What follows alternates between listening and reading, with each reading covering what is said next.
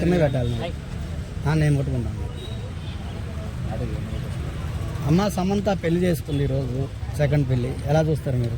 సమంత మళ్ళీ పెళ్లి చేసుకుందంటే చూసి మళ్ళీ పెళ్లి కాని వాళ్ళనే చేసుకోవాలి కదా.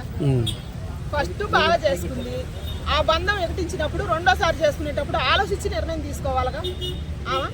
ఇప్పుడు వాళ్ళ భర్త నాగ చైతన్య ఆయన చేసుకున్న పెళ్లి ఎలా ఉంది, ఈమె చేసుకున్న పెళ్లి ఎలా ఉంది, ఆమె ఆలోచించుకోవాల్సింది. ఒక ఆడపిల్లగా ఆమె జీవితం ఎందుకు చిక్కిపోయిందో ఆమెకే తెలుసు. పెళ్ళైన తర్వాత తీయగూడని సినిమాలు, తీయగూడని పాటలు తీసి దానివల్ల డిస్టర్బెన్స్ వచ్చిందేమో అనుకుంటాను నేను. కొంచెం సోషల్ మీడియాలో వచ్చింది. మళ్ళీ చేసుకుంటుంది, జీవితాంతం ఉండాలి కాబట్టి ఆలోచించి నిర్ణయం తీసుకుంటే బాగుండు అనిపించింది నాకు. ఒక ఆడపిల్లగా సెలబ్రిటీలు అయితే ఎన్నాళ్ళు ఉంటారు, డబ్బు ఎన్నాళ్ళు ఉంటుంది, ఒంటరి బతుకులు డబ్బు శాశ్వతం కాదు కదా, జీవితం శాశ్వతం కదా.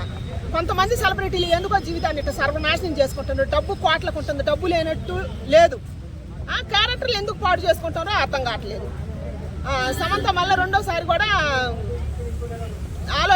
సరైన ఆలోచన చేసి సరైన నిర్ణయం తీసుకోలేదు. మళ్ళీ ఆమెకే తిప్పలు వస్తాయి, నా అనుభవం చెబుతుంది. సమంత వేరే కాపురాన్ని చెడగొట్టి ఈ విధంగా చేసుకోవటం ఫ్యాన్స్ కొంచెం బాధపడుతున్నారు. మరి బాధే కదా, మరి ఆయనకు భార్య ఉన్నదని చెప్తాను మీరే, మరి పిల్లలు ఉన్నారేమో.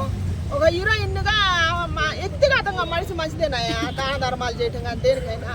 మరి ఆమె ఎందుకు నిర్ణయం తీసుకుంది, ఆమె జీవితం గురించి ఆమె ఎందుకు ఆలోచన తీసుకోలేదో ఆమె ఇంకోసారి ఆలోచించుకోవాల్సింది.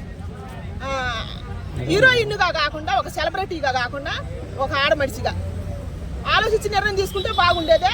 మళ్ళీ రెండోసారి కూడా చితికిపోతే ఇంకా ఆమెకు భవిష్యత్తు ఉండదు. ఆమె డబ్బు కాపాడదు, ఆమె హోదా కాపాడదు, ఆమె సెలబ్రిటీ తనం కూడా కాపాడదామని.